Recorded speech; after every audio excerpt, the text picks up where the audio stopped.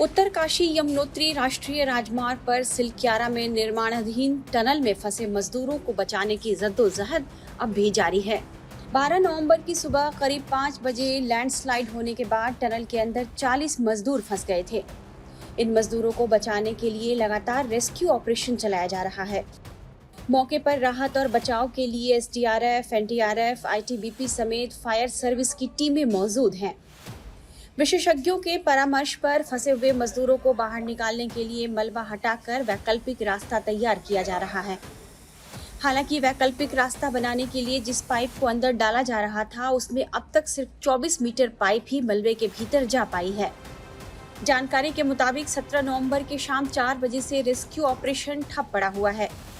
Drilling के दौरान होने वाले कंपन से रेस्क्यू टीम की ओर मलबा गिर रहा है। ड्रिलिंग में इस्तेमाल की जा रही अमेरिकी ऑगर मशीन में भी तकनीकी खराबी आने की रिपोर्ट है। इंदौर से नई मशीन साइट पर पहुंच गई है।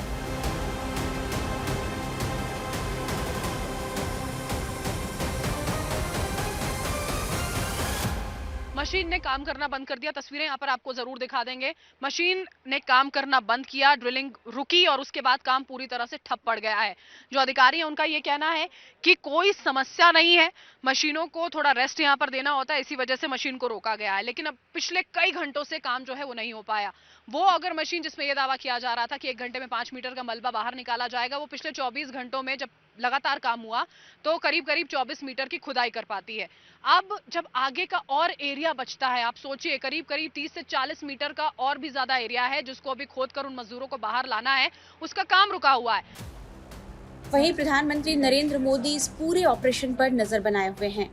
ऑपरेशन का आंखों देखा हाल जानने के लिए प्रधानमंत्री कार्यालय के उप सचिव मंगेश घिल्डियाल मौके पर पहुंचे।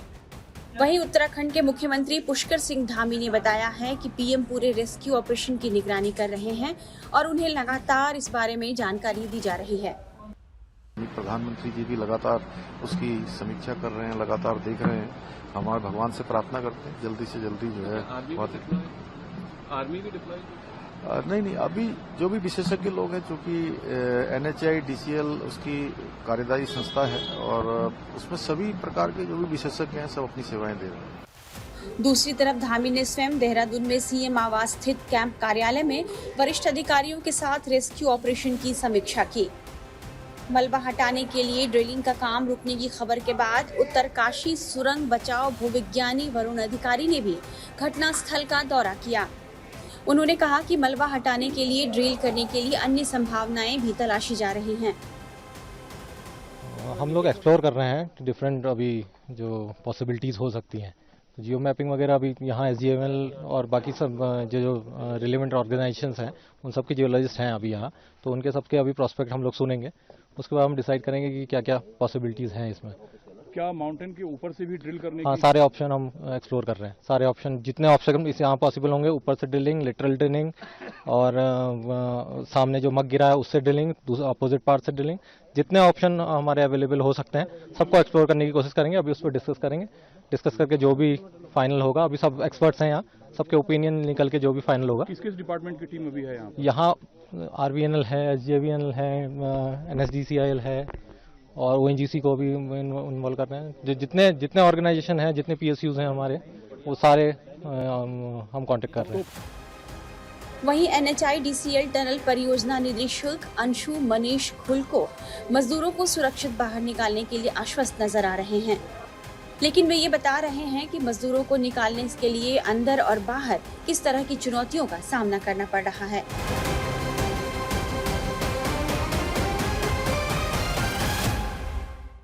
जब अंदर में आपको लगता है कि बहुत जल्दी रीच कर पाएंगे, लेकिन जहां पर आपको लगता है कि फ्रेजाइल नेचर है, जहां आपको लगता है कि वाइब्रेशन का ध्यान देना है, जहां आपको लगता है इक्विलिब्रियम भी मेंटेन करना है, तो वहां बड़े आपको लगता होगा कि ये बड़ा आसान है। लेकिन जब आप जाएंगे और खुद देखेंगे कि ये किस तरह से होता है, तो आप पाएंगे कि बहुत ही नाजुक स्थिति से करते हुए लोगों का मनोबल भी बढ़ा के रखना है। आपको लगता होगा कि अंदर वालों को, मुझे तो बाहर वालों को मनोबल भी बढ़ा के रखना पड़ता है कि बात आप करते रहिए कार्य। इसलिए हम चाहते हैं कि बीच बीच में जो दूसरे स्टेट से लोग आते हैं उनसे बात करते हैं, ना कि उनका मनोबल, हमारा मनोबल भी बढ़ता है और हमें ताकत मिलती है कि हम उनको सही ढंग से बाहर। यहाँ की भौगोलिक परिस्थिति के हिसाब से वर्कर्स हैं वो कब तक सस्टेन कर पाएंगे इस तरीके से? इसकी रिस्पॉन्सिबिलिटी कौन लेंगे फिर? देखिए, जहां तक सस्टेनेंस की बात है, अगर आप किसी को बिना खाना दिए भी रखें तो 6 दिन रह सकता है, ठीक है, this is a biological fact. लेकिन यहाँ पर उनको खाना पानी, मानसिक संतुलन, सारी चीज ठीक है, तो हमें उम्मीद है कि वो ठीक ठाक है। निरंतर उनसे बात हो रही है। अभी प्रशासन की तरफ से डॉक्टर आ गए हैं, साइकोलॉजिकली उनसे जो बात वार्तालाप करने की कोशिश की जा रही है, उनको बताया जा रहा है कि क्या हम आपके लिए प्रयास कर रहे हैं, तो वो सारे ठीक है, ना कि फिजिकल बल्कि मेंटल स्थिति। वहीं NHIDCL की ओर से सुरंग के निर्माण का काम कराने वाली नवयुग इंजीनियरिंग कंपनी की बड़ी लापरवाही की भी खबरें हैं। सवाल उठाए जा रहे हैं कि टनल में आपातकाल से बचाव के लिए ह्यूम पाइप क्यों नहीं लगाई गई थी। यह कंपनी की कार्यशैली पर सवालिया निशान लगा रहा है। दरअसल सुरंग निर्माण की शुरुआत में ही आपातकाल में बचाव के मद्देनजर ह्यूम पाइप बिछाई जाती है। जहां तक टनल की खुदाई हो जाती है, वहां तक इस पाइप को बढ़ाया जाता है। उत्तरकाशी की इस सुरंग का निर्माण लगभग पूरा हो गया था। वहां भी नियमानुसार पाइप बिछाया गया था, ताकि यदि कभी कोई ऐसा हादसा हो तो ये पाइप से मजदूर बाहर आ सके। लेकिन मीडिया रिपोर्ट्स में कहा जा रहा है कि यहाँ पर बिछे इस पाइप को कुछ समय पहले ही निकाल लिया गया था। हालांकि इसके पीछे की मंशा क्या थी, इस बात का पता लगाया जा रहा है।